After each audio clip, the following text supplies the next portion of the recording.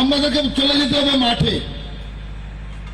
তাই এই যে আমরা তার ইচ্ছার মতো আমরা যদি যখন চলবো তখন আমাদের প্রত্যেকটা জিনিস হয়ে উঠবে সার্থক। আমি মন্দির করছি কেন? আচার্যদেবকে খুশি করার জন্য। আমি মন্দির ভাঙছি কেন? আমি আচার্যদেবকে খুশি করার জন্য। আমি মানে অমুক আমার সঙ্গে আদিত্যদা কোনো অবস্থায় মিলে না, কিন্তু আমি তার সঙ্গে তাল মিলিয়ে হাতে হাত মিলিয়ে কাজ করছি যেন কেন? আচার্যদেবকে খুশি করার জন্য। আমি আচার্যদেবকে বলা হলো, একজন গিয়ে বললো, দাদা আপনি আমাকে আশীর্বাদ করেন আমি যাতে সবাইকে নিয়ে চলতে পারি। তিনি বললেন, ভাই আমি এইরকম প্রার্থনাও করি না, আমি কাউকে আশীর্বাদও দিই না। বলে মানে কেন জানিস? আমি শুধু ঠাকুরের কাছে প্রার্থনা করি, ঠাকুর আমি যেন তোমাকে নিয়ে চলতে পারি। আমার জন্য একটাই প্রার্থনা হয় যে ঠাকুর আমি যাতে তোমাকে নিয়ে চলতে পারি। যখন আমি যখন তাকে নিয়ে চলবো তখন সবাই আমাকে নিয়ে চলবে। আমরা চেষ্টা করি সবাইকে নিয়ে চলার, ঠাকুরকে বাদ দিয়ে। তাই দুদিন পরে দেখা যায় কেউ আমার সঙ্গে থাকে না। তাই আমাদের কাজ হচ্ছে সবাইকে নিয়ে।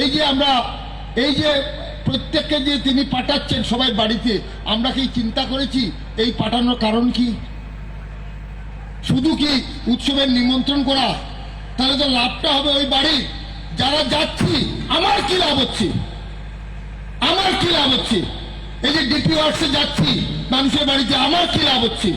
আমি যে যাজন করতে যাচ্ছি, আমাকে হঠাৎ আদিত্যদা বলেন দুটো দীক্ষা রেডি করো। আমি গেলাম, দুটো দীক্ষা রেডি করলাম। তা আমি কাজটা কার করলাম? আদিত্যদা করলাম? কারো কাজ করিনি। এই যে নিমন্ত্রণে যাচ্ছি আমি কারো কাজ করিনি। আমি যে ডিপি ওয়ার্কসে যাচ্ছি, আমি যে বাড়িতে যাচ্ছি তারও কাজ করিনি। আচার্যদেব বলছেন আমরা এখানে যারা আছি প্রত্যেকেই কিন্তু বিভিন্নভাবে রোগ সুখ গ্রহ দোষে আমরা জর্জরিত থাকি, এবং সেটার থেকে মুক্ত হওয়ার জন্য আমরা রাস্তা কি নেই। আমরা যাই এমন জ্যোতিষ দাদাদের বাড়িতে, উনারা আমাদেরকে প্রেসক্রিপশন দেন যে তোমার শনি খারাপ, তোমাকে কি করতে হবে? তোমাকে এমেথিস্ট লাগাতে হবে। তোমার রাহু খারাপ, তোমাকে কি করতে হবে? তোমাকে গোমেদ লাগাতে হবে। তোমার কেটসাই লাগাতে হবে কেতুর জন্য। এই যে নিত্য তিনি দিয়ে যাচ্ছে, আমাদেরকে প্রেসক্রিপশন দিয়েছেন জ্যোতিষ ঠাকুর। আর আমরা যাচ্ছি ওই দোকান থেকে জিনিসটা আনছি। তিনি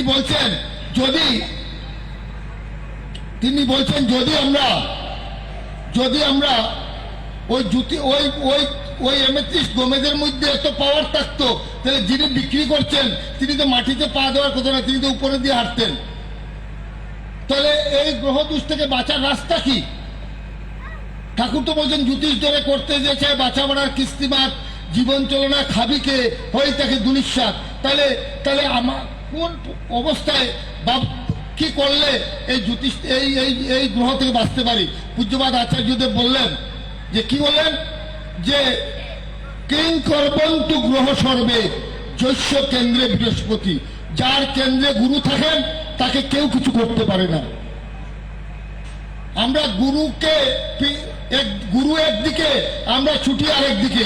এখানে উৎসব হয়, আমরা এখানে বসে মোবাইল টিপি। এখানে প্রার্থনা হয়, আমাদের প্রার্থনা ঢুকার সময় থাকে না। আমরা গুরু এখানে, আমি ওইখানে। আমার এখন গুরুর কাজের সময়, আমি আমার ব্যবসা প্রতিষ্ঠানে নিজেকে যুক্ত করে রাখছি। না ভাই, আমার তো ব্যবসা না করলে খাবো কি করে? এইসব করছি। সুতরাং যত দিন যাচ্ছে আমার গুরু আমার কাছে স্থান পাচ্ছেন না। গুরু কিন্তু আমার কাছে স্থান পাচ্ছেন না। গুরু কিন্তু আমার কাছে 2 নম্বর স্থান, 3 নম্বর স্থান হয়ে বসে আছেন।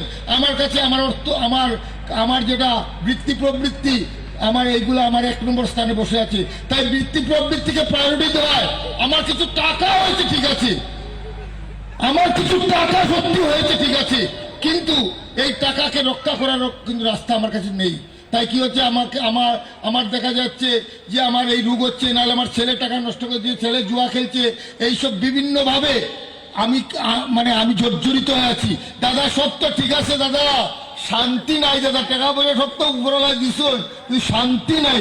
কারণ তোমার তো টাকা উপরওয়ালা দিছুন না, তোমার বৃত্তি প্রবৃত্তি তোমার টাকা দিচ্ছে। তাহলে তুমি তাহলে এই প্রসাদটা কি তুমি বাঁচটা কিরকম কি করে গুরুরে তুমি তোমার এই যে কিং করবন্ত